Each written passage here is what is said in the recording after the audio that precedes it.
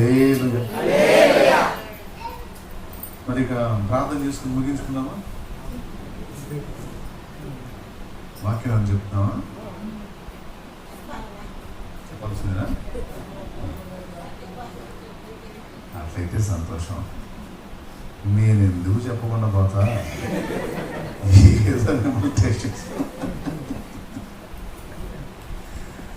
సరే, చాలా సంతోషం. ఒక వాక్యం చూద్దాం, చూడండి.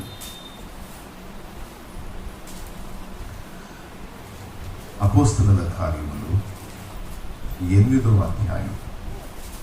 అపోస్తలుల కార్యములు 8వ అధ్యాయం.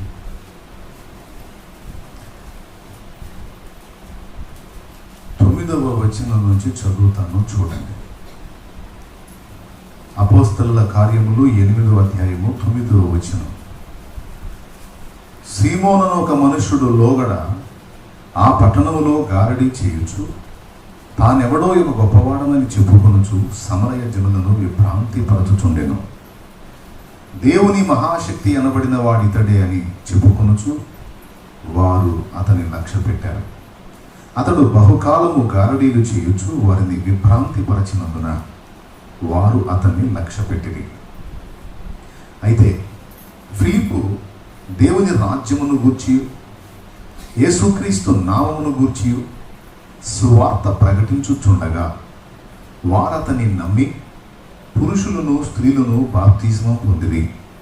అప్పుడు సీమోను కూడా నమ్మి బాప్తిస్మం పొంది ఫిలిప్పును ఎడబాయికుండి సూచక క్రియలను గొప్ప అద్భుతములను జరుగుట చూచి విభ్రాంతి పొందాను. చిన్న మాట ప్రార్థన చేసుకుందాం. ప్రేమ కలిగిన మా మహాపరిశుద్ధ తండ్రి, కనుడవగు దేవానికి స్తోత్రం.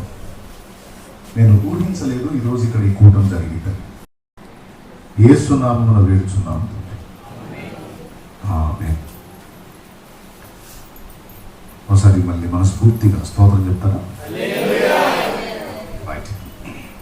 చాలా క్లుప్త ప్రసంగం చేస్తాను. అంటే క్లుప్త ప్రసంగం అంటే కొంతమందికి తెలియక ఆ మధ్య ఒకసారి ఒక సోదరుడికి మైక్ ఇచ్చి క్లుప్త ప్రార్థన చేస్తాడు అంటే ఆపట్లే ఇక ప్రార్థన.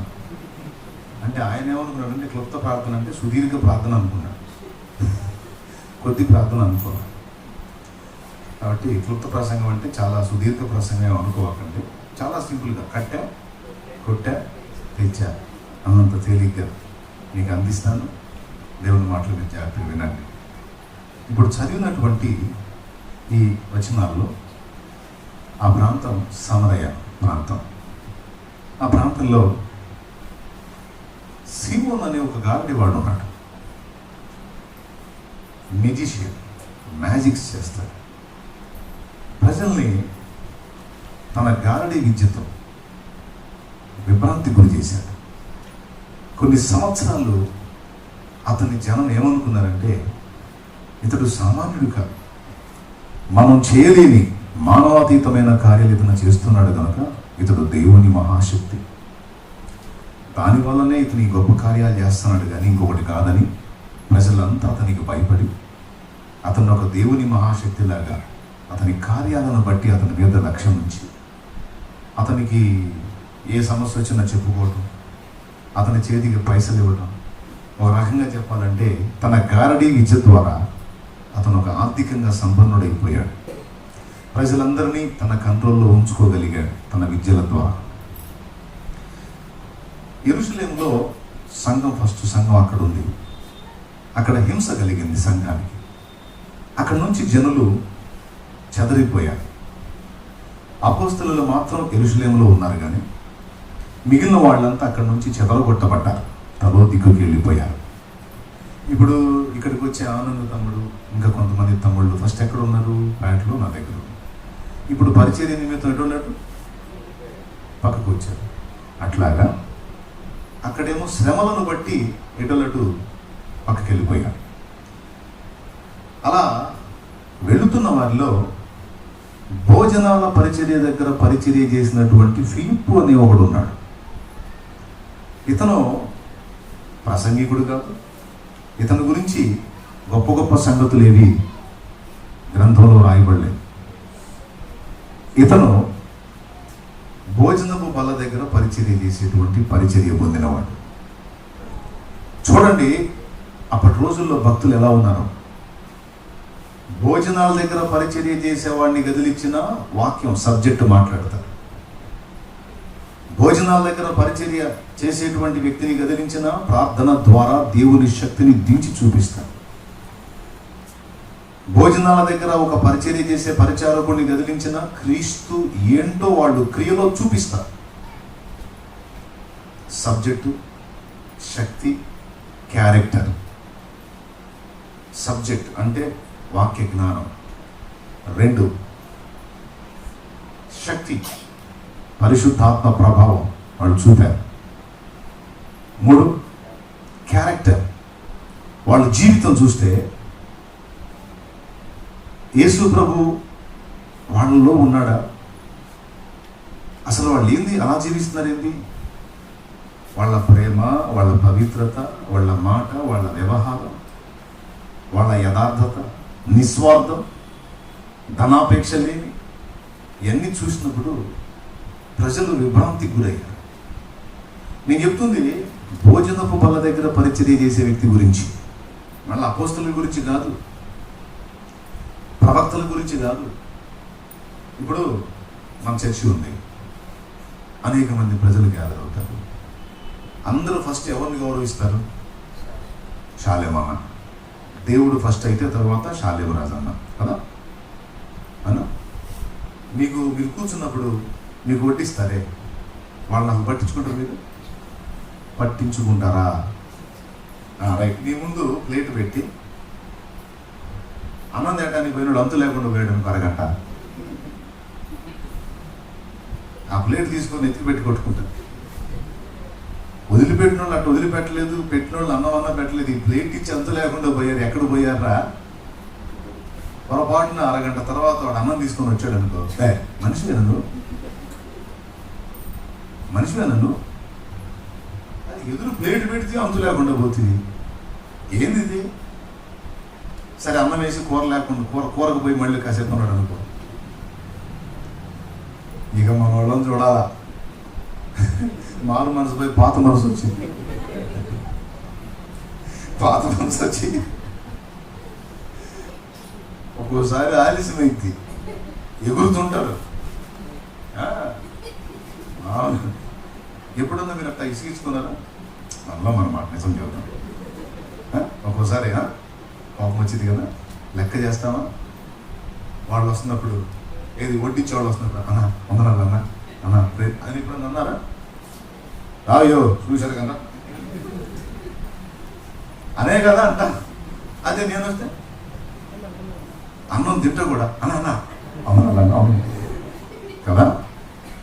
అంటే ఒక సేవకుడికి ఉండే విలువ భోజనం వడ్డించేవానికి ఉన్న అతన్ని నువ్వు సామాన్యుడిగా చూస్తావు. నువ్వు తిన్న తర్వాత నీ ప్లేట్ తీసుకొని పోతాడు, సామాన్యుడిగా చూస్తావు. నన్ను గొప్పగా ఎంచుతావు. నేను వస్తే పరధ్యానంగా ఉన్నా సరే కంట్రోల్లోకి వచ్చేసి వందనాలు చెప్తావు. కానీ నీ దగ్గరకు వచ్చి ప్లేట్ పెట్టి నీకు అన్నం పెట్టేవాడిని నువ్వు పట్టించుకో, వందనాలు చెప్పు. ఆలస్యమైతే ఇంకా అరుస్తావు, చెప్తావు. ఇది ఒక భోజనాల దగ్గర పరిచర్య తీసేవాడిని స్థాయి. ఆ స్థితిలో ఉన్న ఒక వ్యక్తి ముందు నేను చెప్పిన 3 విషయాల్లో సూపర్గా ఉన్నాడు. ఇది ప్రారంభ సంఘపు ఉజ్జీవం. అందులో అరబందులు ఎవరు లేరు, ఆఫ్ నాలెడ్జెస్ ఎవరు లేరు, ప్రార్థన లేమి గల వారు ఎవరూ లేరు, క్యారెక్టర్ లేని వాళ్ళు ఎవరూ లేరు, పర్ఫెక్ట్గా ఉన్నారు. సేవకుడిని కదిలించిన, సంఘంలో ఒక సామాన్యుడిని కదిలించిన దేవుని వాక్యం చెప్తారు. దేవుని సంగతులు అందరికలంగా మాట్లాడగలుగుతారు. క్యారెక్టర్ చూస్తే యేసు వల్లే బ్రతకడానికి ఆరాటపడతారు. ఓకే, ప్రభావం చూస్తే వాళ్ళు మోకాళ్ళుని ప్రార్థన చేసి గొప్ప గొప్ప కార్యాలు సాధించి లోకానికి చూపించారు. ఇంతకీ ఫిలిప్ అనే వ్యక్తి అపోస్తలుడా, ప్రవక్తన, బోధకుడా? అసలు ఆ లిస్టులో ఉన్నాడా? నోనో, భోజన బల్ల దగ్గర పరిచర్య చేసేవాడు. చూడండి కావాలంటే అపోస్తల కార్యములు 6వ అధ్యాయం 5వ వచనం నుంచి చూడమ్మా. ఒక్క నిమిషం ఆగు. 6వ అధ్యాయము 1వ వచనం నుంచి చదివితే బాగుంటుంది. చూడండి. ఫిలిప్పు అనే అతని స్థాయి చెప్తున్నాడు. ఆ దినములలో శిష్యుల సంఖ్య విస్తరించుచున్నప్పుడు అనుదిన పరిచర్యలో తమలోని విధవరాలను చిన్నచూపు చూచిదని హెబ్రీయుల మీద గ్రీకు భాష మాట్లాడి యూదులు సణగసాగిరి. అప్పుడు 12 అపోస్తలులు తమ యొద్దకు శిష్యుల సమూహమును పిలిచి, మేము దేవుని వాక్యం బోధించుట మాని ఆహారం పంచిపెట్టుట యుక్తము కాదు. కాబట్టి సహోదరులారా, ఆత్మతోనూ జ్ఞానముతోనూ నిండుకొని మంచి పేరు పొందిన 7 మనుషులను మీలో ఏర్పరచుకోండి. మేము వారిని ఈ పనికి నియమింతుము. అయితే మేము ప్రార్థన యందును వాక్య పరిచర్య యందును ఎడతెగక యుందుమని చెప్పిరి. ఈ మాట జన సమూహం అంతటికి ఇష్టమైనందున వారు విశ్వాసముతోనూ పరిశుద్ధాత్మతోనూ నిండుకొనిన స్టెఫను, ఫిలిప్పు, ఇతనే ఫిలిప్ అంటే స్టెఫను, ఫిలిప్పు, ప్రొకోరు, నీకానోరు, తీమోను, పర్మెనాసు, యూదుల మత ప్రవిష్టుడును అంతియోకయవాడును అగు నికోలాసు అను వారిని ఏర్పరచుకొని వారిని అపోస్తలుల ఎదుట నిలవబెట్టిరి. వీరు ప్రార్థన చేసి వారి మీద చేతులు ఉంచిరి. ఓకే, ఇప్పుడు చెప్పండి, ఫిలిప్పు ఎక్కడ? భోజనముల దగ్గర పరిచారకుడు. అర్థమైందా? మళ్ళీ చేతి కదా. ఫిలిప్పుని ఏ పనికి నియమించారు? అందరూ చెప్పండి అమ్మా. అంతే కదా. పెత్తనం చేసే పనే, పరిచర్య చేసే పనే? పరిచర్య అంటే ఒక పరిచారకుడు. కానీ ఆ ఫిలిప్పు యెరూషలేములోని సంఘం విడిచిన తర్వాత లైన్లోనికి వెళ్ళి ఎంత ఉజ్జీవం తెచ్చాడో చూడండి. ఈ సీమోన్ అనేవాడు ఈ సమరయ ప్రాంతంలో ఒక ఏళ్తున్నాడు. మనుషులను, అమాయకులను మోసం చేస్తున్నాడు. గారడీలు చేసి, గ్యాంబ్లింగ్ చేసి ప్రజల దగ్గర పైసలు కొట్టేస్తున్నాడు. మోసపోతున్నారు పాపం. అతడే దేవుని మహాశక్తి అని నమ్మి వాడు కనపడితే బోర్లు పడి వానికి పాదాభివందనాలు చేయటం, వాడు కనపడితే వాడికి రకరకాలు చేస్తూ ఉన్నాడు. ఆ టైంలో వెళ్ళాడు ఫిలిప్ అక్కడికి. ఫిలిప్ వెళ్ళి చూడండి 12వ వచనం, 8-12 అపోస్తలుల కార్యం 8-12. అయితే ఫిలిప్పు దేవుని రాజ్యమును గూర్చి, యేసుక్రీస్తు నామమును గూర్చి సువార్త ప్రకటించుచుండగా వారు అతనిని నమ్మి పురుషులను స్త్రీలను బాప్తిస్మం పొందిరి. చాలు చాలు చాలు, విను జాగ్రత్త. కరెక్ట్గా ఆ టైంలో ఫిలిప్ ఎంటర్ అయ్యాడు అక్కడికి. మళ్ళీ చెప్పండి, ఫిలిప్ ఏ పరిచారకుడు? రైట్. భోజన పరిచారకుడు. నువ్వు ఇచ్చే విలువ ఎంత? చూసారు కానీ ఎంతసేపు అయ్యా ఇది. ఈ స్థితిలో ఉన్నటువంటి ఒక వ్యక్తికి ఎన్ని క్వాలిటీస్ ఉన్నాయో చూడు. ఈరోజు సంఘంలో మనం ఎంతమంది ఉన్నాం కదా, ఇందులో ఆత్మీయ స్పర్శ కలిగిన వాళ్ళు ఎంతమంది, ప్రార్థనా పరులు ఎంతమంది, వాక్య జ్ఞానం కలిగిన వాళ్ళు ఎంతమంది, ఆత్మలను గెలవగలిగిన వాళ్ళు ఎంతమంది, మంచి సాక్ష్యంతో సమాజాన్ని మెప్పించగలిగిన క్యారెక్టర్ కనపరిచే వాళ్ళు ఎంతమంది మనం చూసుకోవాలి. ఈ 3 మన దగ్గర ఉండాలా నీకు తెలిసినంత వరకు. కొంతమంది అంటారు, అయ్యో నీ మాటలు బాగానే ఉన్నాయి కానీ నాకు చదువు లేదుగా అంటారు. ఒక విచిత్రమైన విషయం చెప్పిన, నాకు మొదట సువార్త చెప్పిన ఆమె చదువు లేని ఆమె. సంతకం పెట్టి తల్లి అంటే వేలు ముద్ర వేస్తున్నాయా అంట. రాదు. చక్కగా ఇట్లనే దేవుని సన్నిధికి వెళ్ళి వాక్యం చెప్తున్నప్పుడు జాగ్రత్తగా విని హృదయంలో పెట్టుకొని దేవుని కొరకు ఫలించడం మొదలుపెట్టింది. నేను ఆ ఇంటికి పాలు వేయడానికి వెళ్ళేవాడిని, పాల వ్యాపారం మీద. నాకు ఆమె క్యారెక్టర్ నచ్చింది. చూడండి, 3 సంగతులు ఒక తల్లి దగ్గర నేను గుర్తించిన 3 సంగతులు. ఆమె క్యారెక్టర్, ఆమె ప్రవర్తన నచ్చింది. భర్తకు మారు మనసు లేదు, చండాలంగా తిరుగుతాడు. ఆయన తిడుతుంటే ఆమె నవ్వుకుంటూ తిరిగింది. మామూలు వాళ్ళు అయితే నీ దినం చేయని పాడగట్టి ఎందుకురా నన్ను ఇట్లా మాట్లాడుతున్నావు అంటారు. దినమో పాడా 2 కట్టేస్తారు. ఆమె దినం లేదు, పాడలేదు. తిడతా ఉంటే ఆయన దుర్భాషలు ఆడుతూ ఉంటే నవ్వుకుంటూ తిరుగుతూ ఉంటాయి. నేను అడిగా, ఆయన అంతసేపు తిడతా ఉంటే పట్టించుకోండి. అయ్యా నేను దేవుడిని ఎరిగిందాన్ని, ఆయన ఎరగలేదు. ఎరగనోడు అన్నాడని నేను కూడా అలా అంటే దేవుని ఎరిగిన నాకు దేవుని ఎరగని ఆయనకి తేడా ఉందయ్యా. ఆయనలాగా నేను ఉంటే ఇంకా ఆయన నేను ఒకటే కదయ్యా. ఆయన దేవుడిని ఎరగలేదు. దేవుణ్ణి తెలుసుకున్న నాడు ఆయనే పశ్చాత్తాపడతాడు. కాబట్టి నేను అనయ్యా, నాకెందుకున్నయ్యా ఏసయ్య నవ్వు వస్తుంది, ఆయన తిడుతుంటే నవ్వు వస్తుంటుంది, ఆయన నాకు నవ్విస్తాడు ఏసయ్య. తర్వాత క్యారెక్టర్ అని చెప్పే కదా, ఒక తప్పుడు ప్రవర్తన దగ్గర కనపడ్డా, ఆ మాటలో కానీ క్రియలో కానీ.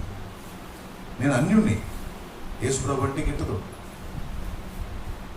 వాళ్ళంటే కొంచెం అనుమానం నాకు, ఎందుకంటే నన్ను మార్చని ట్రై చేస్తారేమో అని. వెళ్తే కూర్చోయ్యా, నేను నా ఫ్యామిలీలో ఏదైనా సమస్యలు ఉంటే చెప్పాను అనుకో, కొన్ని రోజుల తర్వాత నేనే మర్చిపోతాను. వాళ్ళు నన్ను గుర్తు చేసి, అయ్యా అప్పుడు ఆ సమస్య చెప్పేవి ఏమైంది, నేను ప్రార్థన చేస్తున్నాను అయ్యా అని అడిగేవాడు. అవి అడిగేది పరిష్కారం అయిందా, నేను ప్రార్థన చేస్తాను అంటే మళ్ళా స్ట్రైక్ అయ్యేది. అది సొంత బంధువులు సొంత వాళ్ళకి చెప్తే కూడా ఇంతగా పట్టించుకోరు. ఆమెకి చాలా సమస్యలు ఉన్నాయి. పెళ్లికి దిగిన కుమార్తెలు 2 ఉన్నారు, కుమారులు 2, మొత్తం 4 కుటుంబం. భర్తకు మారు మనసు లేదు, చిన్న వ్యాపారం చేసుకొని కథ నడుపుతా ఉన్నారు. ఆమెకుండే బాధలు బోలెడని తట్టెడు ఉన్నాయి. అన్ని బాధలు పక్కన పెట్టి నా బాధను అడిగింది ఏంటి ఈ తల్లి అని ఆమె ప్రవర్తనలో ఆ సాక్ష్యం చూశాను. అంటే ఈమె నన్ను దేవుని కృపను బట్టి రియల్గానే నిజంగానే ఒక కన్నబిడ్డలాగా ప్రేమిస్తుంది. ఇది నిజమైన ప్రేమే, నాటకం ఆడట్లా, స్తోత్రం, మాయ చేయట్లా, రియల్లో. నాకెంత ఆనందం అనిపించిందంటే, నేను ఆమెని చిన్నమ్మా అంటాను, అమ్మా అని పిలుస్తాను. నా తల్లి కంటే చిన్న వయసు కనుక చిన్నమ్మా అంటాను. నేను చూశాను ఆమెను. తర్వాత ఒక ఆత్మను రక్షించడం కోసం ఆమె పడిన తపను చూశాను. నన్ను ఎట్లనన్నా సత్యంలోకి నడిపించాలి, ప్రభువులోకి నన్ను రక్షించాలని ఆమె ఆరాటం. వచ్చి కూర్చుంటే అయ్యా టిఫిన్ చేయ్యా, అయ్యా టీ తాగయ్యా, వాళ్ళది అదే వ్యాపారం అదే అని. నాకు ఆకలేదు, ఖాతాలన్నిటికీ పాలు పోసి ఇంకా అక్కడికి వస్తుంది. ఎన్ని పాలు మిగిలితే అన్నీ పోయించుకుంటారు, ₹1 తేడా లేకుండా కరెక్ట్గా లెక్క కట్టిస్తారు. డబ్బుల దగ్గర యథార్థంగా ఉన్నారు. కొంతమంది పాలలో మరి వ్యాపారంలో నీళ్లు పోస్తాగా, కొన్ని ఖాతాలకు వెళ్తే డైరెక్ట్గా వాళ్ళు ఏందయ్యా నీళ్ళు వస్తున్నాయి, మొత్తం నీళ్ళే, ఏంది పాలు అని. నేను మొహమాట లేకుండా చెప్పాను, పోస్తానండి నేను అని. అదేంది అంటే, మరి నువ్వు ఇచ్చే ₹14 ఏడా, ₹14కి నేను మొన్నదే అక్కడ ₹14 అయితే నీకు ₹14 పాలు తీసుకొచ్చి పోసి నేను చెప్ప తీసుకోవాలి, ₹20.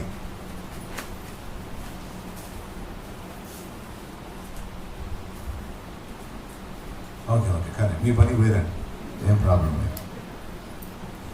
నాకు అర్థమైంది లేదు కానీ దేవుని స్తోత్రం కలిగి ఉంది. మరి 2 గంటలు కూర్చుంటే మరి ఓకే. ఆ 3 సంగతులు ఆ వ్యక్తి దగ్గర నేను చూశాను. కొన్ని ఖాతాల దగ్గర డైరెక్ట్గా మాట్లాడుతాను, నేను పోస్తానండి, నీళ్ళు పోస్తాను, ఒరిజినల్ పాలు కావాలంటే 25 మరి ఇస్తావా, తెచ్చినట్టు ఇస్తారు. వాళ్ళు నురుగు పోస్తారు, నాకు కొంచెం పోతా ఉంటుంది, ఒక ₹5 లాభం తెచ్చి ఇస్తాను.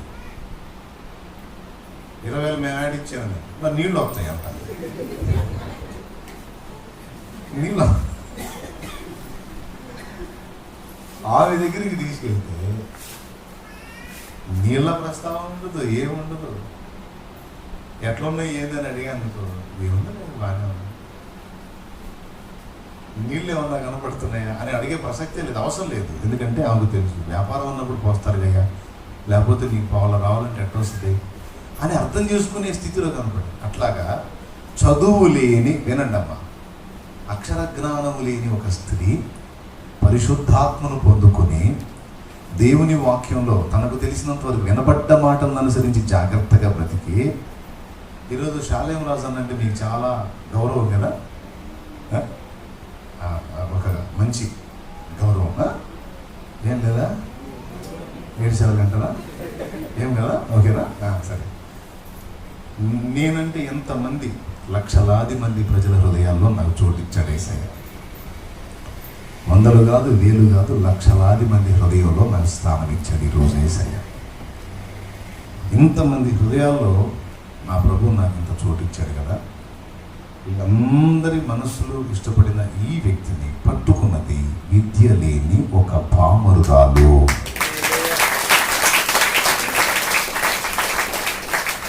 నేనున్నంత వరకు చెబుతానే ఉంటాను. నన్ను దేవుడు ప్రాణంతో ఉంచినంత వరకు, ప్రభువు నన్ను దర్శించినప్పుడు నా కోసం ప్రయాసపడిన ఆ తల్లి గురించి నేను బతికున్నంత వరకు చెప్తాను. ఈరోజు ఇంతమంది తల్లులు ఉన్నారు, అన్నలు ఉన్నారు, పెద్ద వయసు ఉన్న తండ్రులు ఉన్నారు, తండ్రులు సమానులు. ఎవ్వరిని దేవుడు అనవసరంగా చేయలేదు, ఎవ్వరూ వేస్ట్ గారు. ఇక్కడ అందరికీ దేవుడు మంచి జ్ఞానం ఇచ్చాడు, అవకాశం ఇచ్చాడు. దేవుని ప్రేమను చూపి, మంచి క్యారెక్టర్, మంచి సాక్ష్యం చూపి, నువ్వు విన్న 4 మాటలు దేవుని మాటలు అవతల వాళ్ళకి చెప్పి కృంగిపోయిన వేళ వారి యొక్క ఆదరణ దొరుకుతుంది అన్న సాక్ష్యం, నలిగిన హృదయాలను ధైర్యపరిచేటువంటి మాట. చదువులేదు, పోయి ఇట్లా అప్పులైన చిన్న మా బాధగా ఉంటే, అయ్యా యేసయ్య తీరుస్తాడయ్యా. యేసయ్య అంటే మళ్ళీ నా కరెంట్ షాక్ కట్టు భయంలో నన్ను మళ్ళీ బుక్ చేయడం ట్రై చేస్తున్నానండి. నేను ప్రార్థన చేస్తానయ్యా, యేసయ్య వాడుస్తాడు, యేసయ్య నీ పరిస్థితులు చక్కదిస్తాను. 2 సార్లు బైబిల్ ఇచ్చారు నా చేత చదివించడానికి. బైబిల్ చదివితే నేను మాట్లాడాను అనుకున్నాను. మనకు అప్పుడు అన్ని అలవాట్లు ఉన్నాయి. వీళ్ళేందో నన్ను మతం మార్చాలని ట్రై చేస్తున్నారని అందుబాటులో ఒక కిరాణా షాప్ ఉంటే అక్కడ ఆపి సిగరెట్ తీసుకొని ముట్టించుకొని ఫ్రెష్గా సిగరెట్తో అక్కడికి వెళ్ళి కూర్చునేవాడు. వాళ్ళు బైబిల్ ఇవ్వబోతారు, నేనేమో సిగరెట్ చూపిస్తాను. అది పరిశుద్ధ గ్రంథం అంటే నేను పాపం చేస్తున్నాను, నేను చదవకూడదు అనేవాడిని. ఎందుకు? చదివితే నేను ఎక్కడ మారుతానా డౌట్. చూసారా, నిజంగా నేను చేసింది చెప్తాను. అయినా నన్నేం పట్టు వదల్లా, ప్రార్థన చేసినట్టుంది. నాకు తెలియదు ప్రభా, నువ్వు పట్టుకో ఆత్మనని. ఆయనే నన్ను దర్శించాడు. నన్ను దర్శించినప్పుడు నేను మొదట వెళ్ళి చెప్పింది ఆ తల్లికి.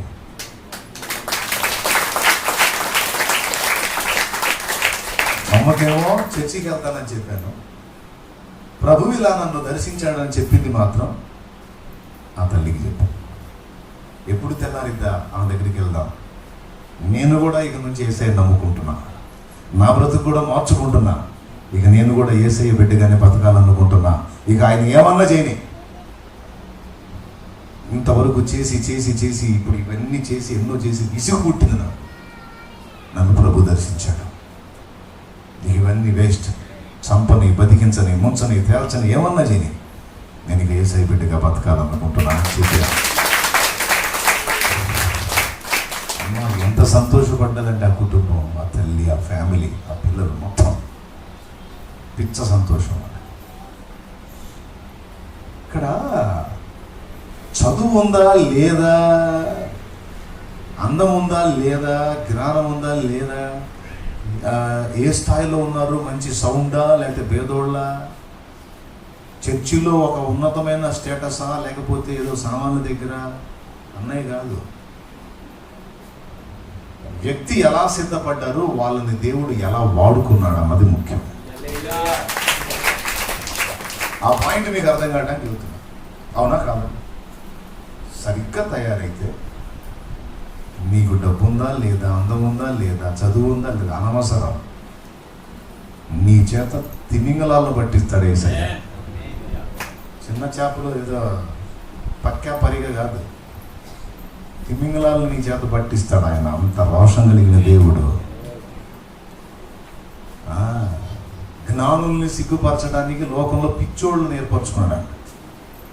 ఒక్కోసారి నేను దేవునితో కూర్చొని అదే మాట్లాడతాను, నువ్వు అసలు నన్ను ఏర్పాటు చేసుకోవటం నిజంగా సూపర్ ప్రభావ, ప్రపంచం మొత్తం ఉన్న మెంటల్ వాళ్ళందరి కాడికి మెంటల్ అండి నేను, నన్ను పట్టుకున్నావు నువ్వు, ఒరిజినల్ నీ వాక్యం నెరవేర్చావు ప్రభా అని అనుకుంటాప్పుడు ఏముంది నా దగ్గర తిరిగి సోదరుడిని అయితే నన్ను పిలిచారు ఎందుకు ప్రభా అని చాలాసార్లు అన్నా యేసు. మీరు ఒప్పుకుంటారా? అంతేనా? ఏదన్నా అట్ట ఏందన్నా అంటారు కదా మీరు. నాకు తెలుసు నేనేంతో. కనులు జ్ఞానులు ఈ లోకంలో ఎందరూ ఉండగను, ఘనహీనుడను వెర్రివాడను నన్ను ప్రేమించితివా. ఏమున్నదయ్యా నీ కొరకు నాలో, ఏమున్నదయ్యా నీ కొరకు నాలో, బలము నీదేను యేసయ్యా, బలహీనుడను నేనయ్యా, బలము నీదేను యేసయ్యా, బలహీనుడను నేనయ్యా. ఎంచితివా దేవా నన్ను నమ్మకమైన వానిగా, నియమించితివా దేవా నీ ప్రేమకు నన్ను సాక్షిగా, నీ శుభవార్త చాటగా, నీ కార్యాలు చేయగా. దేవుని ముందు కూర్చొని ఎన్నోసార్లు నేను మాట్లాడుతున్న మాట అదే, పిచ్చి నన్ను పిలిచేది నాయన నీ పనికి. ఇక్కడ ఇంతమంది కూర్చున్నారు, మీ మనసులో మీకు ఫీలింగ్ ఉండొచ్చు, నేను ఎందుకు పనికి వస్తానయ్యా, ఏదో నమ్ముకున్నాను కానీ ప్రభా నేను ఎందుకు పనికి వస్తాను. నేను నన్ను పిలిచి వాడుకున్న దేవుడు, నేను గొప్పవాడని మీరు అనుకుంటే వీడిని పట్టుకుంటానికి ఒక చదువు లేని పామరాలను వాడుకున్న దేవుడు నిన్ను వాడుకోడా? నీ ప్రార్థన వినడా? నిన్ను తన పరిశుద్ధాత్మతో అభిషేకించడా? నీకు ఆత్మ బలమీయడా? నీకు వాక్శక్తి ఇవ్వడా? నీకు ప్రభావాన్ని ఇవ్వడా? నీ ప్రార్థనకు జవాబు ఇవ్వడా? నువ్వు చేతులుంచినప్పుడు స్వస్థత ఇవ్వడా? నువ్వు మొరపెట్టినప్పుడు మోకాళ్ళు నీ పరిస్థితులు మార్చడా? అనేక జీవితాలను వెలిగించడానికి నేను వాడుకోడా? ఖచ్చితంగా వాడుకుంటాడు. ఆయన న్యాయవంతుడు, కనికర సంపన్నుడు. ఇద్దరు సంగతులు చెప్పాను. ఒకటి ఆ తల్లి, 3 చూశాను. ఒకటి చదువు లేకపోయినా సాక్ష్యం బాగుంది, క్యారెక్టర్ పర్ఫెక్ట్. 2 చదువు లేకపోయినా ఒక ఆత్మ రక్షణలోకి నడిపించాలన్న ఆరాటం, పట్టుదలగా ప్రార్థన చేసి దేవుని శక్తి ఆ బిడ్డ చూచేటట్టు నేను చేయాలని మొర్రపెట్టిన అనుభవం నేను చూశాను. 2 మూడవది చదువు లేకపోయినా ఎట్లనన్నా ఒక ఆత్మని సాధించాలని దేవుని మాటలు నాకు వినిపించడానికి ప్రయత్నం చేయటం. కొంతమంది చేస్తారండి, తెలివిగా ఏం చేస్తారు తెలుసా? వాళ్ళకి సువార్త ఎలా చెప్పాలో అర్థం కాకపోతే నా సాక్ష్యం పెడతారు. అలా ఒక నిమిషం అన్నా, కూర్చోన్నా, టీ తాగన్నా, ఈయనేందో 2 ముక్కలు చెబుతాడు, ఇన్నా బాగుంటాన్నా అని అట్లా సెల్ ఫోన్లో సాక్షి వినిపించి చాలామంది జీవితాలు రక్షణ నడిపించారు. తనకు రాదు పాపం ఎట్లా మాట్లాడాలో, రాకపోయినా తనకు తెలిసినంత వరకు, అవకాశం ఉన్నంత వరకు ఆ మాటని. పెద్ద ఆయనండి దొండపాడులో, మీ తమ్ముడు అర్జున్ సేవ చేసే స్థలంలో వచ్చాడు నాతో. అర్జున్ పెద్ద ఆయన, 75 ఏళ్ళు ఆయనకి, 75 ఏళ్ళు, 107 ఆత్మను రక్షించాడు ఆయన.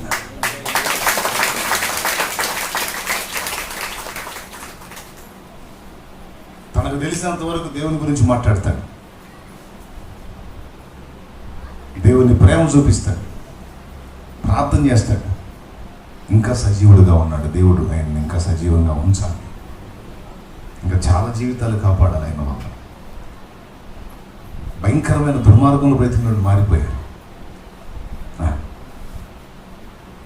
మనం నిజంగా పరిశుద్ధాత్మతో నింపబడి యేసయ్య కోసం మనం ఒక వెలుగు వెలిగితే మన వల్ల కుటుంబాలు బాగుపడతాయి, మనుషులు బాగుపడతారు, చెడుతనంలోంచి బయటపడతారు, తప్పుడు జీవిత విధానంలోంచి బయటపడతారు. ఇలా బయటికి తీసుకురావటం ప్రధాని వల్ల కూడా కాదు, ఒక హృదయాన్ని మార్చడం ఒక యేసయ్య వల్ల అవుతుంది. ఆయన బిడ్డగా నువ్వు రన్నింగ్లోకి వస్తే 3 సంగతులు అక్కడ చూసి నేను దేవుని నమ్ముకున్నాను. ఇక్కడ ఫిలిప్పు దగ్గర పాపం తనది ఒక సామాన్యమైన పరిస్థితి అయినా సమరయ ప్రాంతంలోకి వెళ్ళినప్పుడు ఒక గొప్ప ఉద్యమాన్ని రగిలించడానికి ఈ బలహీనుడైన ఫిలిప్పుని, సంఘం అల్పుల లెక్కలో చేర్చిన ఫిలిప్పుని, అపోస్తలులు వారికంటే కొంచెం తక్కువ స్థాయిలో ఎంపిక చేసినటువంటి ఫిలిప్పుని దేవుడు వాడుకొని అక్కడ ఒక ఉజ్జీవం తెచ్చి అప్పటిదాకా ఒక అసత్యంలో, ఒక అజ్ఞానంలో, ఒక మోసంలో, ఒక అవివేకంలో బ్రతుకుతున్నటువంటి సమాజాన్ని ఫిలిప్పు ద్వారా ఒక మలుపు తిప్పాడు దేవుడు. ప్రజలంతా ఫిలిప్పు ప్రకటిస్తున్న దేవుని మాటలు విని, ఫిలిప్పు జీవితాన్ని చూసి దేవుని మార్గంలోకి వచ్చారు. ఫిలిప్పు 2 సంగతులు చెప్పాడు, జాగ్రత్తగా వినండి, ఇక ముగిస్తాను. సంతోషంగా స్తోత్రం చెప్పండి. Very good. ముగింపు అంటే హ్యాపీగా అనిపించిందా? ఓకే అంటే అలవాట్ల పొరపాటు చెప్పారులే, అయినా ముగిస్తాను. నేను ముందే చెప్పాను కదా, క్లారిటీ ఇస్తాను, సింపుల్గానే అయిపోయింది. ఫిలిప్పు 2 సంగతులు చెప్పాడు వాళ్ళకి. ఒకటి, దేవుడు ఆయన మనకి ఇవ్వాలనుకున్న రాజ్యాన్ని గురించి చెప్పాడు. ఈ లోక రాజ్యం కాదు, దేవుని రాజ్యం వేరుగా ఉంది. ఆ రాజ్యంలో సూర్యుడు లేని, చంద్రుడు లేని, చీకటి రాత్రులు లేనే లేని ఆ దివ్య నగరిలో కాంతులను విరజిమ్మెదవా నా యేసయ్యా. ఆ దివ్య నగరిలో కాంతులను విరజిమ్మెదవా నా యేసయ్యా. సియోనులో స్థిరమైన పునాది నీవు, కలతలు లేని, కల్లోల స్థితిగతులు దరికే రాని, కడలి లేని, కడగండ్లు లేని, కల్లోల స్థితిగతులు దరికే రాని, సువర్ణ వీధులలో నడిపించెదవా నా యేసయ్యా. సువర్ణ వీధులలో నడిపించెదవా నా యేసయ్యా. సియోనులో స్థిరమైన పునాది నీవు. ఎప్పుడు వెళ్తామా రాజ్యంలోకి? ఇక్కడ చూడండి, చూస్తానే పిల్లలు పెద్దోళ్ళమయ్యాం, యవనస్తులమయ్యాం. అప్పుడు అద్దంలో మొహం ఎంత బాగుందో. వయసులో ఉన్న పంది కూడా అందంగానే ఉంటుందంట.